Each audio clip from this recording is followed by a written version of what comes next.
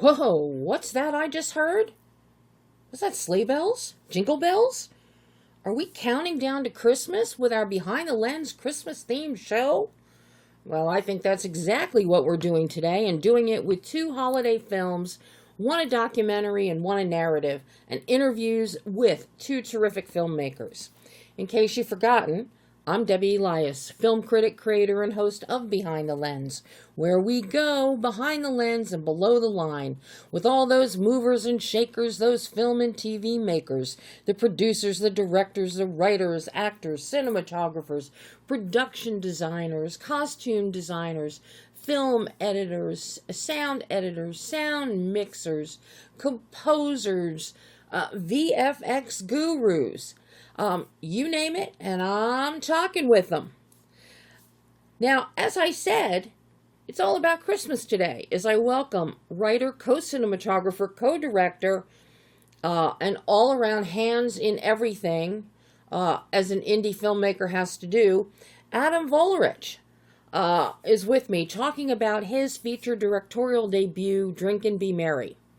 And then documentarian CELIA ANISKOVICH, who is filled with the Christmas spirit as she talks about her documentary, The Merchants of Joy. So let's get that cinematic sleigh going with Adam Volerich and Drink and Be Merry. I love the premise of this. It jumped out at me. Everybody has a dive bar somewhere in their history, somewhere in their life.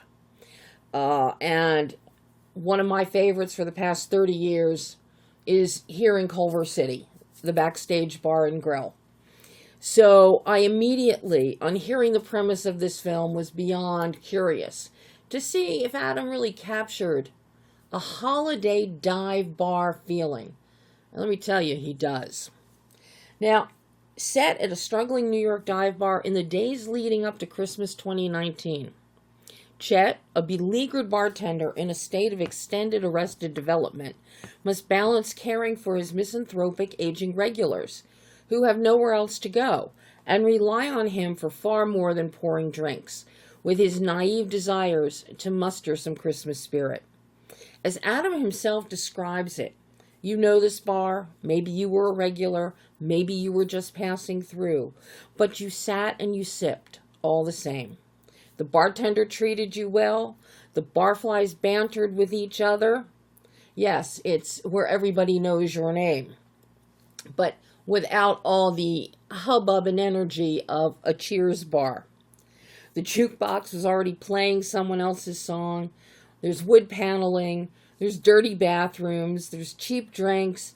Sometimes there's food. Sometimes there's not. Cash only. It's a liminal space where the outside world exists only in the memories of those seated on the stools.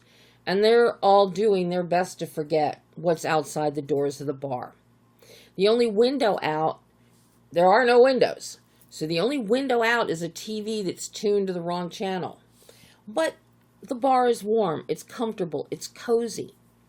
And that's how you remember it, and how you will always remember it. So, set in the days approaching Christmas 2019, a few months before every bar in the country would close its doors indefinitely, neither Chet nor his regulars know if this will be their last Christmas together. But for them, every day is just another day, but under the prettiest of holiday wrappings. Now, in our exclusive conversation, Adam talks about how his own real-life experiences at the Assembly Bar in Queens inspired Drink and Be Merry, and how screenwriter Leon Winters put pen to paper to capture the life's blood of a dive bar and its patrons. Set during Christmas Eve day and Eve, the film was shot at the Elmwich Pub in New Brunswick, New Jersey, and looks extremely festive, as many dive bars do for the holidays. And I have to say, I'm waiting to see what the backstage does for the final Christmas decorations. I know KJ Shane, the fabulous DJ there, is working on those right now as I'm talking. Now, Jefferson White, you know him best, all you Yellowstone fans. You know him as the beloved character Jimmy. He stars as Chet, the bartender with complex emotions, but who cares about his regulars while his own life has no real clarity or cheer. A real strong suit of the film that Adam and I really dive into is the visual grammar developed by Adam and co-cinematographer Jack Mannion, with some fantastic imagery that ranges with everything from sparkling ECUs to a black and white dreamlike sequence to night shoots of a post-closing time Chet walking the streets. That visual style emphasizes the contrast between the warm, nostalgic bar and Chet's own harsh, sparse apartment that he lives in with his mother, who is wonderfully played by one of my favorite character actresses, and that is Siobhan Hogan. As always, she's wonderful here, and she has great chemistry with Jefferson White. Adam has a lot to say about his collaborative process, most notably between himself, Mannion, and co-editor Dominic Nero. And he also provides some great insight into the challenges of transitioning from short films to features, because this is his feature directorial debut. So, take a listen as Adam Volerich talks Drink and Be Merry. Hey, Adam. Hi, how are you? I'm fine. How are you? I'm doing well. Thanks so much for speaking with me today. Well, with a film called Drink and Be Merry, how could I not talk to you about this film? And I have to say, quite enjoyable.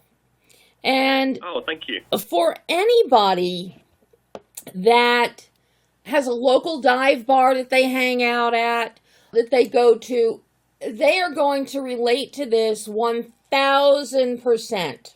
I hope so, and I agree with you.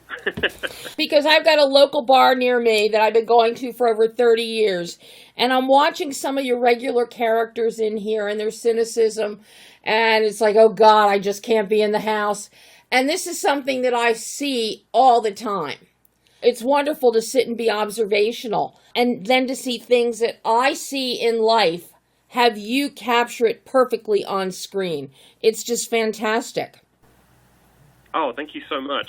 I mean, that was certainly what we were aiming for, and much of that goes all the way back to the script, which was written by Leo Winters, who used to hang out at this bar in Queens called Assembly Bar, which, incredibly enough, was also the shooting location of the film Trees Lounge, starring and directed by Steve Buscemi. And when he was hanging out there a lot, he was sort of mentally, cataloging a lot of the people he saw, a lot of the interactions, steeping himself in that vibe, and much of that made its way into the script. And then, of course, I too have spent many days and many nights at a local dive, actually the one in the film, and I certainly, filtered in much of my own experience there as well. Well, I have to say, your local dive that you have in the film, that is a fantastic dive bar, Adam. It is. It is a fantastic dive bar. Now, I have to ask you, for production design purposes, because this does take place around the holidays, Christmas Eve, does your bar have the lights up all year long, or did you bring that in for set dressing? Yeah, so we shot at the Alum Witch Pub, which is a very real and functioning bar down in New Brunswick, New Jersey. It's actually a lot more, popular and fun vibe-wise as it is depicted in the film, because it's a student bar, and I know and love the place from having hung out there when I was a student at Rutgers. And Robert, who runs it, was very gracious in allowing us to shoot there during the hours that the bar was closed. We brought in all of the Christmas decorations, but otherwise that's just the bar. But we brought in all of the Christmas things, and Robert allowed us to keep them up for the entire run of production. So it was really funny, because if you went into the bar during the days that we were filming, it looked like Christmas in there, even though we were shooting in May and April. the lights add so much to a dive bar and to its personality. I think Robert needs to leave the Christmas lights up all year long. Just saying, based on my decades of experience. I'll let him know. How did Leo's script come to you? What was this script development like? Because at first blush, I know a lot of people are going to think, sitting in a bar, people complaining, it's dead. Doesn't exactly scream cinematic. Sure. Well, I always like to tell the story of how this all came to be, because I think it's just a nice testament to the whole concept of an independent film festival. But a few years ago, I had made a short film called Misprint, which also starred Jeff White and was also produced by Brendan Hubbard, who produced this film. And we screened it at the Art of Brooklyn Film Festival in Brooklyn, New York. And it screened as part of a block of short films about kind of men in crisis in one way or another. And Leo was there as well, also screening a film in that block called Hold the Dash, which was a really wonderful short film about a Twitch video game streamer. And we had each liked each other's films and started talking at the after party at the bar afterwards, and sort of decided, hey, let's stay in touch, let's share some scripts with each other. And one of the things that Leo sent me was Drink and Be Merry. At the time, it was called Drinksmas, and he said, I think this would be a really good fit for the kind of thing that you like to do. And I read the script and I agreed. And it was, it had the benefit really of being, set mostly in this bar. I had been trying to put some other films together around the same time, and it's very hard to get a movie made, but a film that has minimal locations is certainly a lot easier to put together. Yeah. And I knew instantly from reading the script that I had just worked with Jeff. Jeff's a really good friend, and basically on like page one, I saw Chet, and he kind of jumped off the page, and my brain sort of started auto kind of filling out Jeff in that role. Just immediately, I kind of felt he was the guy for the job, and also filling in the Aelin Witch as the place where the film was set. So I could really see the whole movie in my head pretty much immediately, which to me is always, if I can see the script in my head, that's like me telling myself, oh, like I have a vision for this. Like I think I'd like to make this movie. Mm-hmm. Well, I have to commend you. Number one, I will see almost any film that Siobhan Hogan is in. So I was very thrilled to see her pop up in this one. But something that really struck me here is having Jefferson White as your lead, as our bartender, Chet. All the Yellowstone fans who are still going through withdrawal will be happy to see him, because his character, Jimmy in Yellowstone, was so beloved by the fans. And a lot of the traits that were in the character of Jimmy are in the character here of Chet. Kind of a little bit emotionally awkward with people, not quite sure where he fits in life, not quite sure what he wants to do. And it's charming to see that, because watching Jeff as Chet, you have this comfort. Just like when you go into your local bar and your favorite bartenders are there and you don't even have to tell them what you want. They know what you want to drink. Here we see somebody that we know and love and recognize, and it's like slipping into a well-worn sweater and a pair of slippers. Immediately we know who this man is, and we're in for the ride. We're going to love it. And this really plays so well for you in this film, Adam. Thank you. Yeah, I mean, Jeff is, I think you said charming earlier. He has certainly an innate charm. Yeah. He's a very lovable guy, and I think he brings all of that to his roles.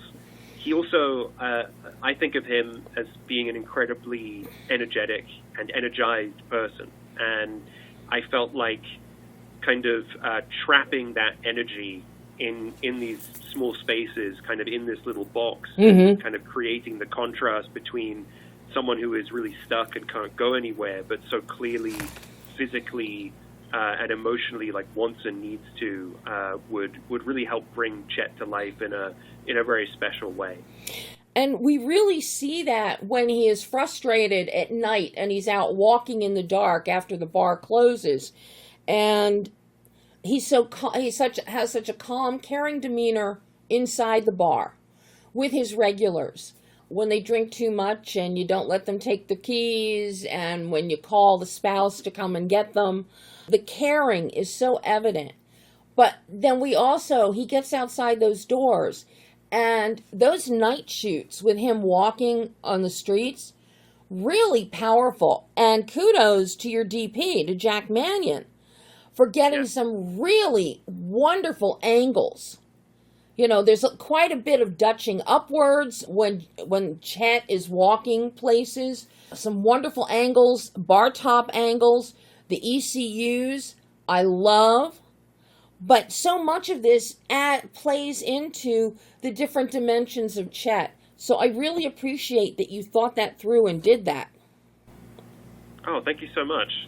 Yeah, the night photography, in particular the walking moments, it really felt like an opportunity to show that, you know, I think you mentioned care earlier, and Chet takes care of everyone really except for himself. Yeah. And so there are these kind of brief moments where he is left alone, and we get to watch him move through the world in the absence of other people. And it's not like he suddenly starts taking care of himself, but he wears the weight of all the energy that he is giving to other people, and we see the sort of pain in not getting much in return from them. Really, you feel his frustration, the pain and the frustration, because he knows he's better than this.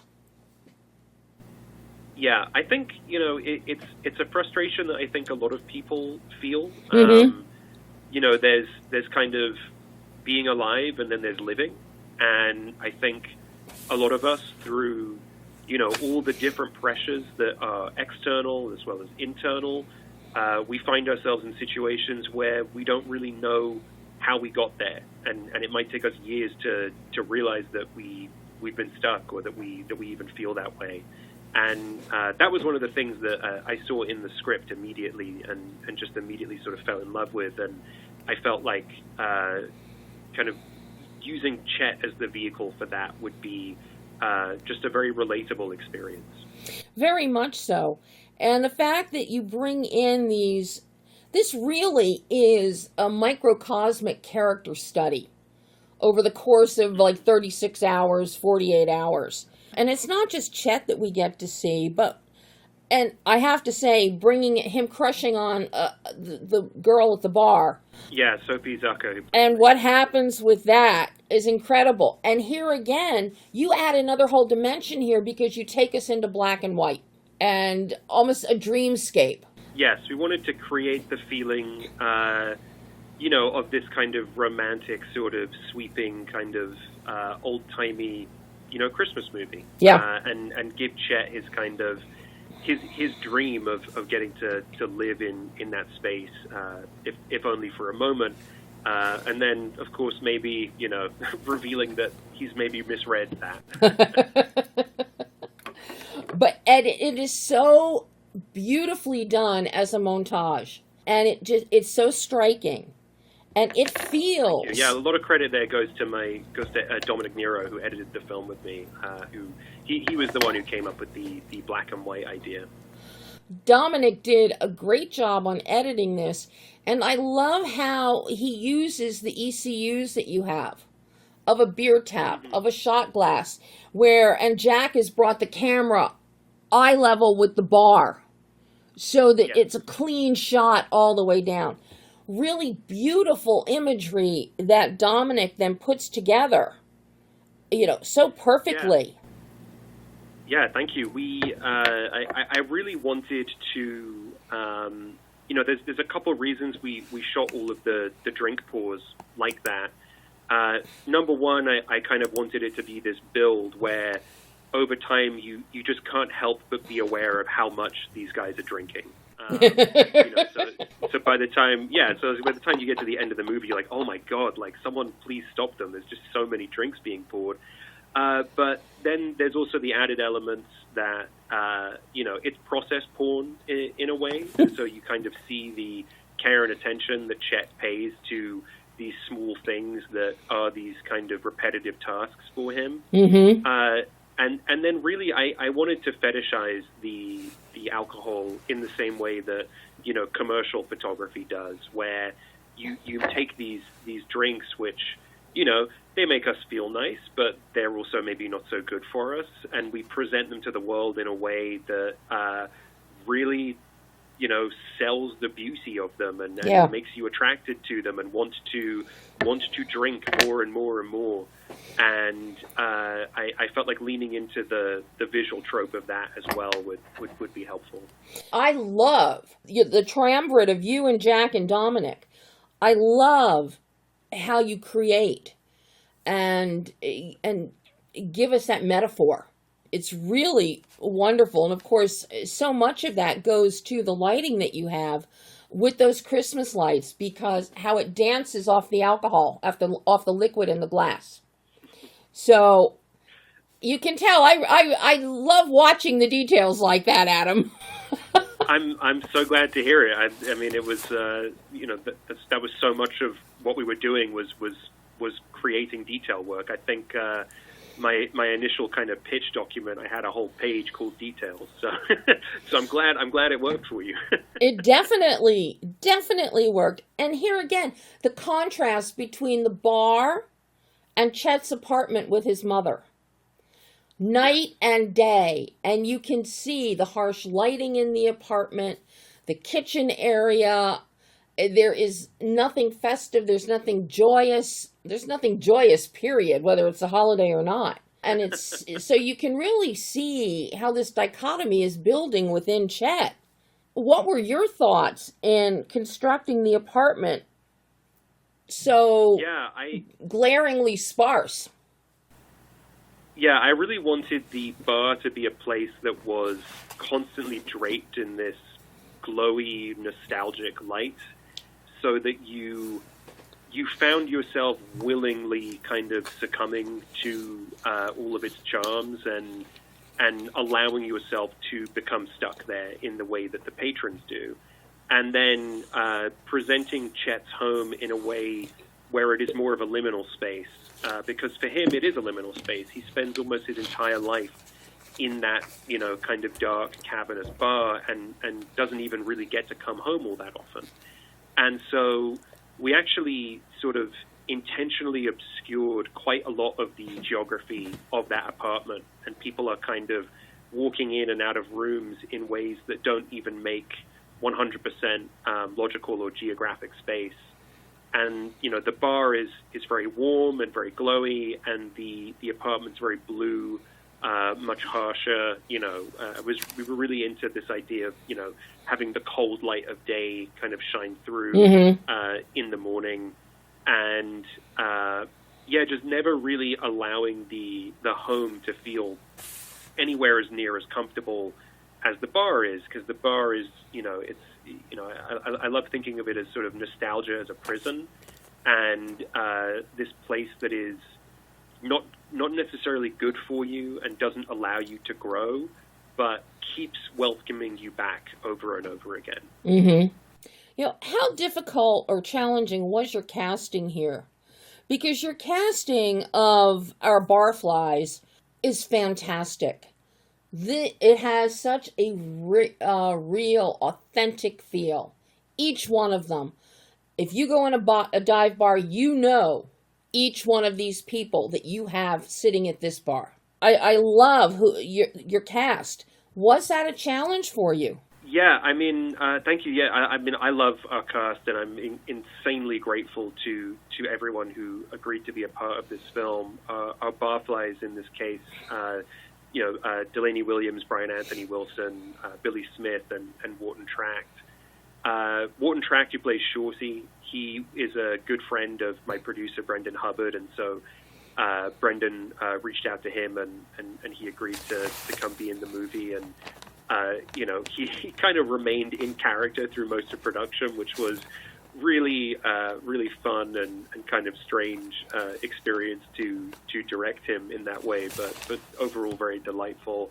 And then Brian Anthony Wilson, Brendan and I had already worked with on some narrative fiction podcasts.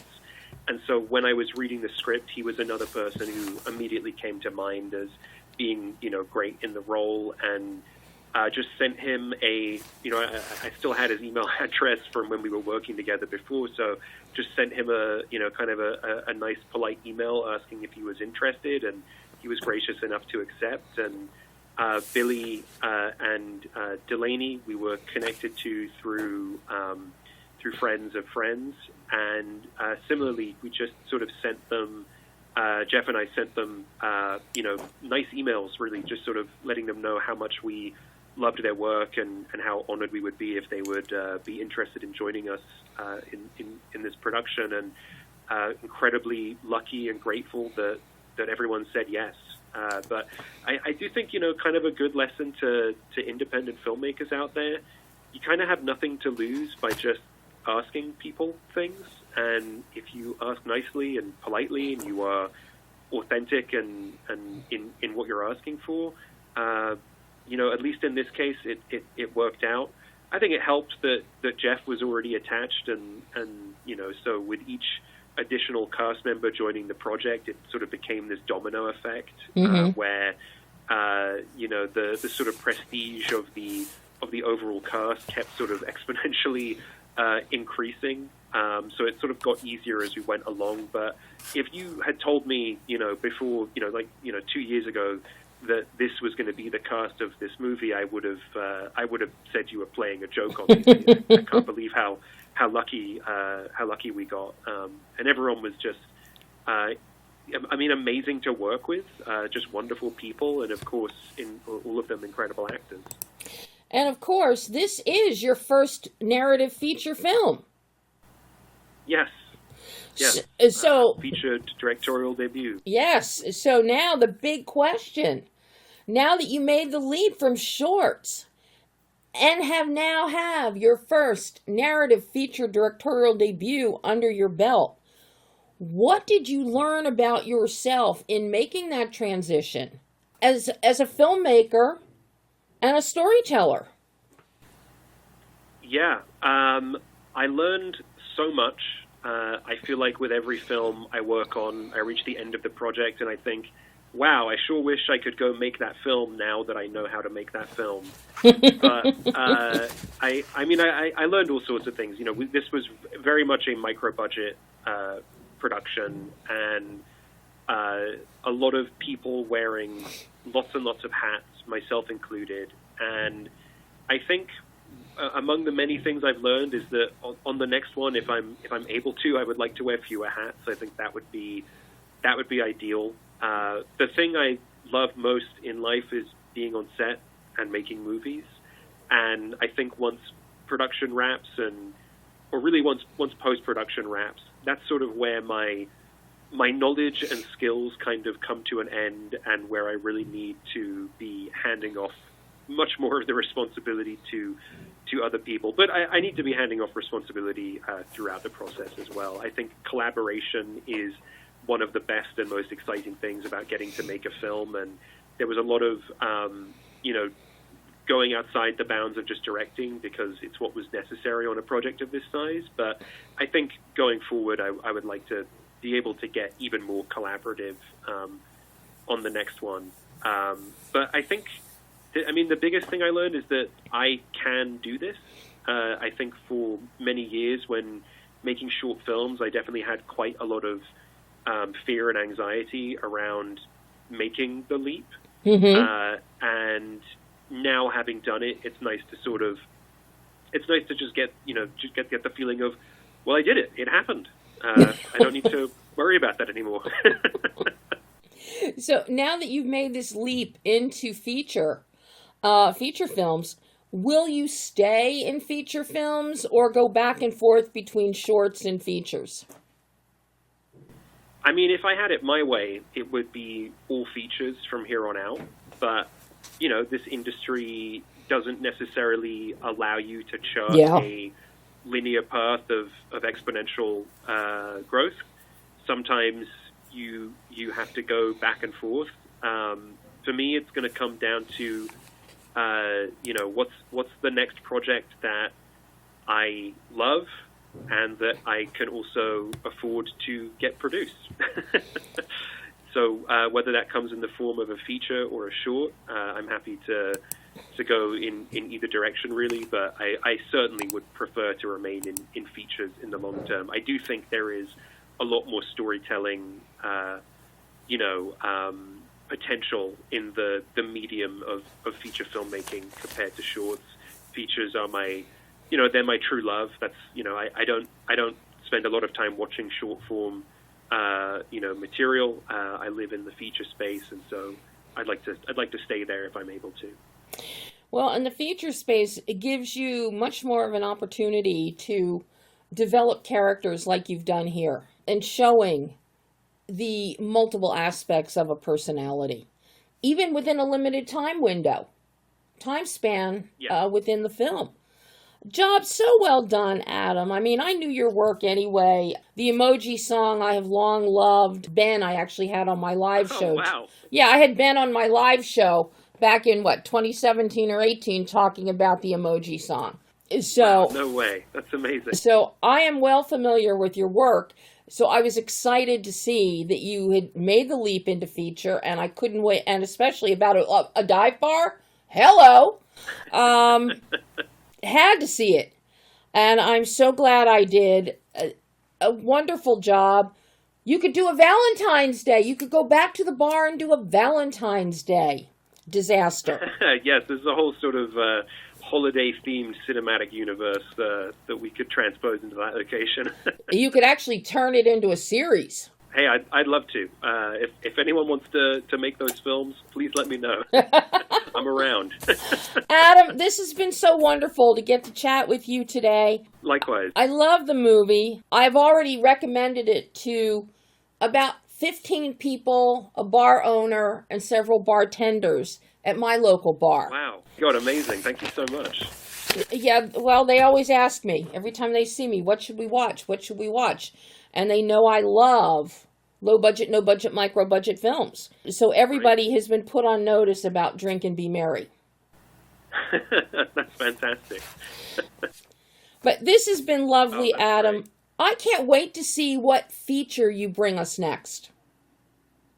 Thank you so much. I really appreciate you watching the film and taking the time to talk with me. This has been really great. Oh, thank you. And you can have a great rest of your day and week, Adam. Thank you. You too. Bye-bye. And that was Adam Volerich discussing Drink and Be Merry, which is available right now on digital, Blu-ray, and DVD.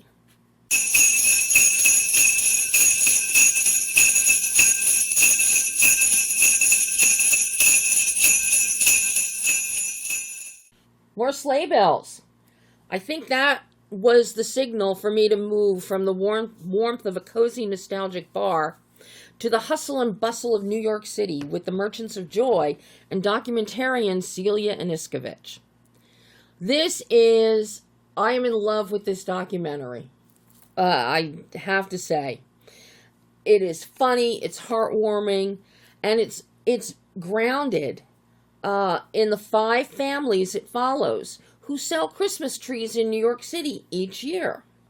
The Merchants of Joy captures the cast of characters behind the city's Christmas tree stands, small business owners who bring holiday cheer to the streets each season, along with a healthy dose of friendly and sometimes not so friendly competition with each other. It's a great behind-the-scenes look at how tree merchants on the streets have to put in a bid to the city, to the Parks Department, in order to get the spots that they want. And as you're going to see, what's so fun is that the 5 families that are profiled, they all know what spots.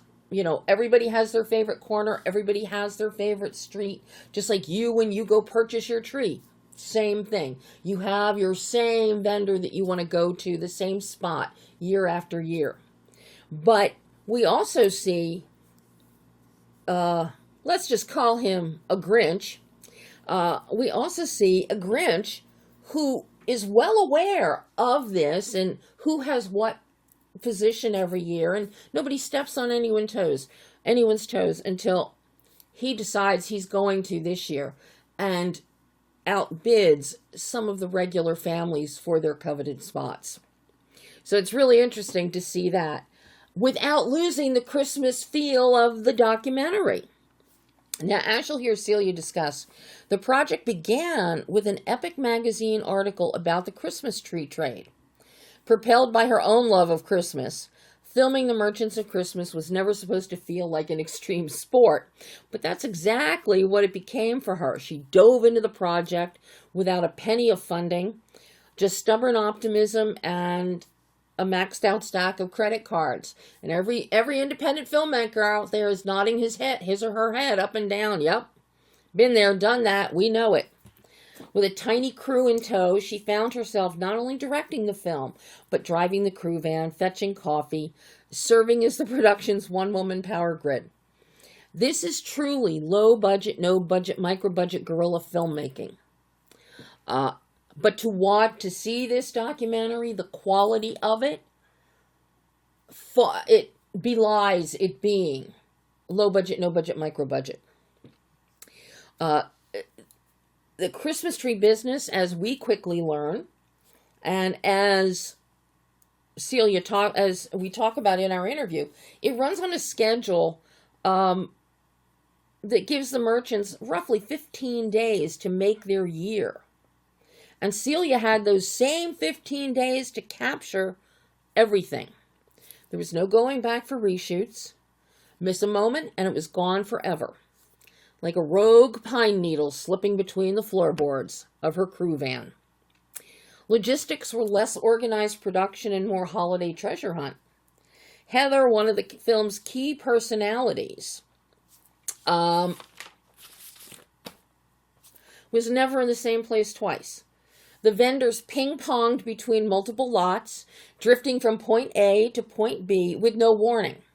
Celia and her team simply showed up, cameras ready, hoping for the best, and bracing for whatever version of chaos arrived. And through it all, they had one sacred rule, and you'll hear her stress this. Never interfere with the merchant's income. If a vendor barked, as several of them, particularly Heather, barked, "Get the fuck out of my way," that was their cue to just melt. Just melt into the tinsel or the puddling snow on the ground. Winning trust was very tricky. Celia had to convince the famously tight-knit tree-selling families that she wasn't there to expose them, mock them, or dismantle Christmas as we know it. Big Greg, who you will fall in love with, he is the heart of this film. Big Greg became her ambassador, dialing up the other families from his living room and vouching for her one by one. Bit by bit, walls lowered, stories flowed, and the result was emotional honesty captured on camera that came from people willing to share their hardest truths with a stranger who proved to them, and as you see the doc, to us, that she genuinely cared. Because prep time was non-existent, the film evolved into a verite sprint, raw, real, and unscripted. And as Celia explained, she wanted authenticity, not ornamentation. So the crew danced between capturing magic and getting out of the way before accidentally disrupting someone's livelihood. The real excitement, from a filmmaking standpoint, as if being out there shooting everything on the fly, isn't exciting enough. When they hit the editing room, the first cut was 6.5 hours long. Celia had to make decisions, working with several editors, carving out hundreds of hours of material into a tight 89-minute Christmas movie that balanced character arcs, insider tree lot lore, and genuine emotional beats. A finishing editor, Ben Kaplan, came in at the end with fresh eyes to help trim the 2-hour version into what you will see when you watch the film. And there were other seasonal oddities that she captured, and difficulties she had, like trying to get Christmas trees in August for stand-up interviews. And Celia does confirm that off-season evergreens are harder to find than a parking spot at the mall on Christmas Eve. So this began as a scrappy passion project for a filmmaker who loved Christmas with a passion. And it grew into something deeply meaningful. There's heartbreak that happens in here. There's also a lot of joy that comes from that. And you'll hear Celia talk about that. And I got teary. She got teary. You may get teary hearing her discuss it. But in the end, The Merchants of Joy became exactly what Celia hoped for. A real Christmas movie. It's messy, F-bomb filled, it's heartfelt, it's joyously human. Just like the people who sell the trees that bring the holiday magic into our living rooms. So take a listen as director CELIA ANISKOVICH talks about diving into her own Santa's bag of directorial experience to bring us the Christmassy joy of The Merchants of Joy. Hi, Celia. Hello, how are you? I am so happy to be speaking with you about this wonderful bundle of joy that you have given us for the holiday, The Merchants of Joy. Thank you. I didn't know what to expect when I watched this, but this is so wonderful. It's interesting, it's fun, it's entertaining. The merchants that you profile, we really get to know them. Each has a personality bigger than life. None more so than Big Greg and Little Greg. Yeah. Just amazing. And it is a subject that this does not just pop into somebody's head, except the wonderful writers who wrote the Epic Magazine article. Obviously, it popped into their head, and somebody was smart enough to send those articles to you. How do you plot out making a documentary like this one? It's specialized, you technically have minimal time frame in which to do it, and choosing who you're going to showcase, because there are lots of corner tree people. Yeah. So, well, to start by commenting on something you said, I'd be remiss not to say, yes, it started with Epic Magazine, and actually the author of that article works for Big Greg, so that's how he knew about all of this. Yes. And I would also be remiss not to say that the first person who sent me this article was my own mother. So people who know me that I love Christmas. So I think about 25 people had sent it to me by the end of the first day it had been published. Oh, my God. I know. And I knew immediately that I wanted to tell this story. You touched on something, it's tricky, right? Christmas tree salesmen and Christmas tree selling, it's a bit like a sports season. Yeah. You can't go back and film stuff that you missed. So we just had to start. I talked about this. We did not have financial backing to start. I maxed out every credit card I had. I took an additional loan. I really, bet it all on this film because, as you say, the characters were exceptional. Yeah. Every day was better than the next. And it was just infectious. I mean, it was such a joy to film, such a joy to be a part of. How did I choose these 5 salesmen? Well, obviously, the article gave me a great roadmap to start, but really, most of the trees sold in New York City are sold by these 5 people, which I think most New Yorkers, I've lived here for 15 years, I had no idea that there was such a sort of, tree mafia, tree monopoly here. I mean, that's something that, because I'm out here in LA, and even when I lived in Philly, I grew up in Philly, it's the tree merchants, they show up each year. You kind of know who's going to be at this corner, at that corner, when they're not, and you go back to the same place year after year. But you have no idea the trappings that are going on behind the scenes so that those merchants can come back. Now, and then they disappear for a year. Now, you very smartly, your merchants that you are focusing on and showcasing here, they also pop up for other holidays. So it becomes a year-long business for them in a sense, especially when it comes to Valentine's Day, Mother's Day. You got to get flowers. Getting flowers may be harder than getting your trees. So I found that so fascinating.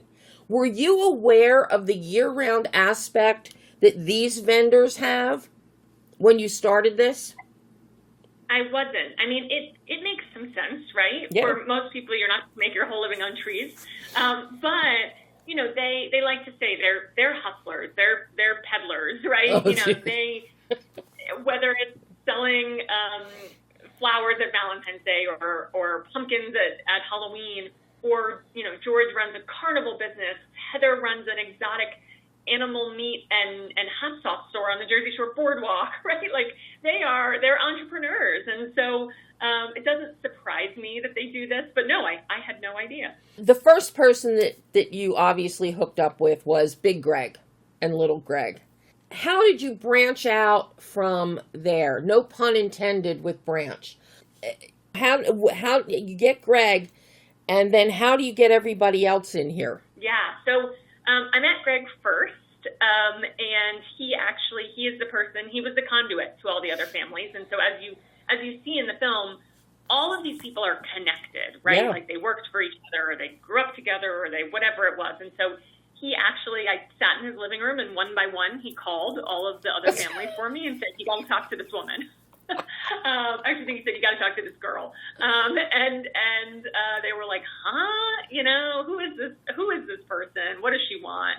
And I hope that they quickly realized that I love Christmas as much as they do, which was kind of really all they were asking. They wanted to make sure I wasn't trying to do a hit piece or take down Christmas, which of course wasn't. And so. You know, I think 5 families of Christmas, right? That's kind of an incredible tagline already. So yeah. 5 felt like a good number. But also these are really the main players. And so we started to spend time with each of them. And I also think they all, you know, people say it a lot about them. They're all so different, and yet they're all so similar. There's a through line for all of them. And so in many ways, I feel like, you know, you might not connect to all of them, but you'll find something to connect to about each of them, and I loved that. I felt like somehow within all 5 of them, if you mush all 5 of them together, like you've got a working class American. Like there's just something in there that feels so organically relatable and beautiful and authentic. And so wanted to make sure I captured all of them. Well, you definitely did, and I think the first thing that I wrote the publicist about the film after I watched it was the heart of this film is Big Greg.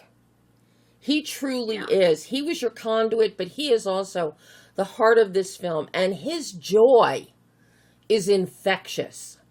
And by having him as perhaps the primary focus here, Big Greg, and as we see him grooming Little Greg, and Little Greg becoming more mature and taking more of the reins over the course of this season. It is incredible. And because of the challenges that Big Greg and his family are facing, that adds another layer of angst and care. It's just beautiful the way you structure that so that unfolds and comes out. And everybody else around, all the other vendors, they have similar, well, except for Heather, they really have some similar heartfelt familial emotion happening. And that really just comes across here. The heart that you capture and bring forth. And I am just amazed that you were able to do that, especially in the editing process of this. Thank you. I appreciate that. I mean, what I will say is, you know, our first assembly was 6.5 hours long. I mean, we shot hundreds of hours of footage. And there's so much stuff that is on the cutting room floor that I missed. But I can't stress this enough. they came to this with an openness that was unbelievable. I mean, they trusted me so deeply. They shared really personal, really difficult things with a stranger. And I mean, to some degree, that's my job, right? Like, I hope to create an environment where people trust enough to share that, but it's not often you get it to this degree. And I think, you know, I joked with them all the time, you know, freelance documentary filmmakers and tree people, we share a lot in common. There's something to both, you know, the ADD that we all have, but also just the sort of hustling mentality, but also the desire to create, you know, magic in a bottle. And so I think, you know, we really did become a family in making the film because I started independently financing it. Our crew was very, very small. You know, I drove the crew vehicle every day. Like, I was buying coffee for people in addition to directing the film. So, you know, we were all family. And, you know, I think that built a really incredible relationship that is hard to describe and allowed for a vulnerability that, you know, they saw the film for the first time with a live audience in New York City. And that's such a nerve-wracking experience as a director. What if they storm out? What if they hate it? What if they can't believe I included things? Even though they knew the cameras were rolling, you wouldn't be surprised how often people forget things. Oh, like yeah. And they all loved it. And, you know, the comments I kept getting from people, which is, to me, the highest praise is, you know, this is so real. It's exactly how it happened. This is who we are. And, you know, again, as a documentary filmmaker, to feel like you captured something real, there's no greater feeling. Yeah, and it feels very, very real. It feels like we were right there on the corners with all of them. I love that you have that verite style. So the energy level is amazing. And that carries through in your editing as we go from person to person, you know, tree to tree to tree to tree, which begs the question, how challenging was the editing of this, especially since you had 6.5 hours? And I got news for you. I would watch all 6.5 hours of this one. But how challenging was the edit process with this? Incredibly challenging. You know, I often talk about, there's a difference to me between a Christmas movie and a movie about Christmas. Mm-hmm.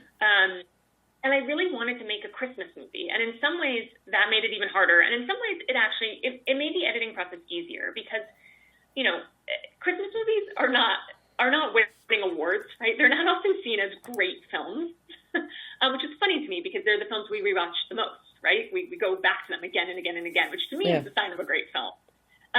But Christmas films follow pretty reliable narrative structures, right? Mm-hmm. You have character archetypes. You always have a happy ending. You have something at stake. You have pretty simple morality, a good sense of right and wrong. And yes, you tug and you pull in different directions. But I always think of Home Alone 2 as kind of the tonal comp of this movie for me. You laugh, you cry, you feel, but we're all around the tree end. And so, you know, that was a guiding light for me. Of we're making a Christmas movie, and what does that mean? And yes, it's a grittier Christmas movie maybe than most. There's a ton more F-bombs than normal. One of my favorite comments was Heather said to me before the screening, "Now, I didn't swear at all in this movie, did I?" Let's say, "You all swore every other word. What are you talking about?" And so, you know, I think I followed that, and you know, everyone want something different from a film like this, right? People will say, "Oh, I wish I had known more about the inner workings of the financials." Other people say, "I wish I had known more about the people who live on the street." And so it's hard. How do you balance a little bit of each without diluting it to just becoming a string of random observations when you're talking about a bunch of verite footage? But for me, you know, the other guiding light beyond this is a Christmas movie is this has got to be about more than selling Christmas trees. You know, it's about so much more than selling Christmas trees for these merchants. And if we're gonna tell a story about Christmas, it's got to be about, again, something bigger than just the cost of a tree on the sidewalk. And so, you know, the kind of second half of the film goes in that direction. Yes, we move a little bit more away from, you know, how many trees did they sell today to what's going on? Who are these real people? What's going on in their lives? Why are they here? How are they here? Yeah, I mean, I love it. We do. Like George and Jane, we get to see them, their farm, Yep. and we hear all about them. You know, after 50 years, they're going to retire. They're turning it over to their daughter. And you see her. I love how you show the generational aspects. You've got Siri taking over for George and Jane. You've got little Greg, big Greg. And we see this shift of power, the transfer of power, so to speak, within the family dynamic, but also from a business standpoint. That fascinated me. Fascinated me that you captured that. And I think the way you presented it is just through in the editing process. It's wonderful, but it doesn't overpower Christmas. It doesn't overpower the trees. It all feels like a natural, a symbiotic relationship that's happening. Oh, thanks. I appreciate that. That's incredible praise that I will pass along to our editor, who is largely responsible for that. And who did the editing on this one, Celia? It's a mix. So we okay. had Sam Kuhn and Brett Banks were our pretty much all the way through editors, and then we had an incredible finishing editor named Ben Kaplan who came on, which I think is always really important, especially with a film with this much footage. To bring someone in and who's got fresh eyes, who doesn't know everything that's there, who can say, I know you love this thing, but you don't need it. We gotta kill it. It was very important to me as well. I feel very strongly that documentaries should not be longer than 90 minutes. No one needs more than a 90-minute film. I think it's the right length. And so you'll see our film is like 89 minutes and 23 seconds, I think. So for a while we had a cut that was almost 2 hours, and it was too long. So he helped us get it down to time. It moves very quickly. I love the way you've broken it down into, 1 week before Christmas, Christmas Eve, 2 weeks before Christmas. I love that. So it really gives us a sense of time and space at the same time. I've got to ask you about Kevin Hammer, Yes. our voice-only participant. He is like the Grinch. You got to have a Grinch, and he is definitely it. I love the courtesy that everybody else has. Everybody knows what corners, what streets. And every year they put in their bids, which that amazed me, how they have to put in bids for these spots with the city. Yep.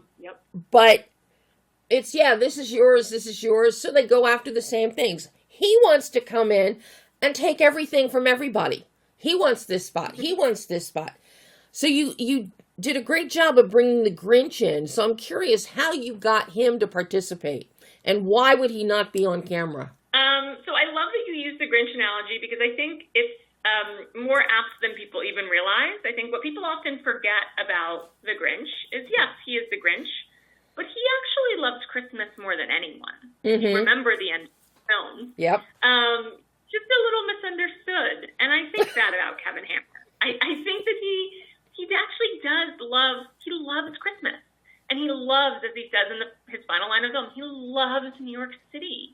And, his voice, he's got our cinematographer described it as if Kermit the Frog was raised in Brooklyn. And I was like, that's it. It's perfect. I love it. And so, Kevin's a very private person. He didn't want to be a part of this. I never met him in real life. Wow. We only had those phones. And, I don't even know. I don't know if he's seen the film. I have no idea. But that was his position. And, if you ask any of the tree salesmen this year, they've had plenty of run-ins with him, and they're not happy for a variety of reasons for other things. So, every year there's a new pile of drama coming up. Oh, my God. Well, what was, for you, besides having to max out all your credit cards, fund this yourself, how much prep time did you get from the time you read the articles to when it's like, okay, I'm going to plan this out, got to do this, you get in touch with Greg, Big Greg. How much prep did you have for this? Oh, almost none. Pretty much none. We filmed the interviews that go throughout in August. So I had time to prep for those. That's a funny story, trying to get Christmas trees. There are real Christmas trees in the backdrops of the shops in August. Good luck. That's a whole other story. Yeah, not a lot, which in some ways I think was good. I think if we had over-prepared for this, it may have suffered. I didn't want to make a film that felt staged. I didn't want to make a film, again, that wasn't authentic. And so the fact that we had to sort of fly by the seat of our pants, I mean, talk about also planning. Like, Heather is never at the place, there's no schedule for anyone, especially Heather. Yeah. So you just sort of have to show up and see who was there and make it work. And again, they have to make all their money for the season in 15 days. So their job is to focus on that, not to focus on making a documentary. So we had to work around them. And as New Yorkers, I always said to them, the only way this works is if we are disrupting your business, you have to be able to look at us and say, get the fuck out of my way. And we all understand that, like, you're not mad. You just have to keep moving. And that was the thing. If I was in their way, they told me. If something was going on we wanted to capture, we told them. And they either said, yep, you can be here, or nope, you can't. We just kept moving. Wow. Yeah, because the way people, especially Heather, running from point A to point B, because it's not just one spot that these people have. They're running. Yeah. And you've got to oversee it, especially since it's your money. And this is the only time you're really going to make the crux of your money to live on for the year. So this is what makes it so fantastic, Celia. The energy and the real life moments that you're bringing to the table here and that you're capturing. But throughout the entire thing, the doc always feels Christmassy. You feel Christmas when you watch this. Oh, that makes me very, very happy. I hope there aren't really any Christmas documentaries that you watch the same way you watch The Holiday or right. Elf or whatever it is every year. And I hope this becomes it. I hope people add this to their Christmas canon. It's definitely been added to mine. I can tell you that. Now, I've got one last question for you, because you are no stranger to documentaries, and you have been a driving force behind so many excellent ones, Saving Superman being one of them. And, of course, you directed Call Me Miss Cleo, which I was fascinated by when I saw that. And Burn It Down is another great one. So what is it that you took, and so this is totally different in theme from your other documentaries. There's great joy here, which is not something that we're used to seeing, except maybe in Saving Superman. But what did you, as a filmmaker, a director and a producer, what did you learn about yourself that you can now take forward into future projects? Yeah. Well, I'll start by saying you tapped on something which is very true and not lost on me. It's a Christmas miracle. I always say that this film got made. It's especially a Christmas miracle that a film about working class, everyday people who are not famous, who are spreading joy, got made. The reality is the majority of documentaries, and I make these kinds too, are about celebrities or true crime, murders or assaults or these days. You don't get a lot of happy documentaries, particularly not a lot of happy documentaries that end up on major streamers like Amazon. Yeah. And so I think what I learned in making this was something that Big Greg taught us all and reminded us of every day. And I take it with me, but I also hope it's a rallying cry for the future of filmmaking. And it's something that Big Greg used to say, Christmas doesn't have to be one day a year. Christmas can be every day, and anyone can Santa any day they choose, which I love. And I think we've never been in a world that's more divided and, struggling the way it is. And we need more joy. We need examples of and proof that joy is not naive, joy is brave. And that we can come together, and community is the answer to so many of our problems. And, talk about, these 5 tree salesmen, wildly different politics, wildly different religious views, and they come together as a family. And it was a real lesson for me. And I hope that audiences also take that away. And I hope that, there's an encouragement and a look to, embrace more happy documentaries, more content that, gives us a reason to smile and be hopeful and joyful. And again, it's rare that I get to make these. And so I just feel exceptionally lucky, and I hope I get to make more of them. I was going to say, I hope you do, because I've seen the other side of you. And now now I see this, and you bring a refreshing voice, a refreshing vision to this. And as you said, nobody makes Christmas documentaries. They just don't. No. But I may never forgive you for your post-credit. The post-credit tag. Oh my, I burst into tears when I saw that. That was so incredibly moving. Oh, thank you. To see that. And the fact that we were there, though, on part of the journey, and how he never faltered in his love for Christmas. No, and something I'll just say, and I know we have to wrap up quickly, but something so Big Greg lost his own dad when he was little Greg's age. Oh. And Big Greg's two best friends also lost their dads in their 20s. And I attended Big Greg's funeral, and one of them came up to me and said, "You don't understand." Oof, I'm going to get emotional now. He said, "You don't understand the gift that you have given to this family. We have lost all of our dads, and we have no way to show their grandkids, no way to preserve their legacy. And Big Greg's legacy is preserved forever now." Yeah. And if that is a filmmaker, I mean, that's reason enough alone for me to have made this documentary. I'm like, I'm good. I can die happy now. I feel so incredible about that. And so I think, it just, I say it all the time, but it was the honor of my life to make this film. I really feel that way. Okay, and now you have made me sit here and get all teary. So, job well done. Celia, I love this documentary, The Merchants of Joy. And I've loved chatting with you about it. I hope we get to chat again in the future about another of your projects. Me too. Thank you so much. And you have a wonderful Christmas season. You as well. Thanks, Celia. All right. Bye now. Bye-bye. And that was CELIA ANISKOVICH talking about The Merchants of Joy, which you can now see on Prime Video, something I strongly encourage you to do. And I admit it, I watched it twice before talking to Celia. I have watched it once more since it came out on Prime on December 1st. I love the people. I love these vendors. I love the Christmas feel of the documentary. So see it from the comfort of your couch. Now there are a few more Christmas films for you to take a look at as vacations start kicking in, along with the holiday spirit and maybe a few eggnogs. Oh, What Fun, starring Michelle Pfeiffer, is currently streaming on Prime. I watched that. It is fun. It's also frenetic from a mother's point of view. But it's enjoyable, it's colorful, it's vibrant, it's alive. And it is Christmassy.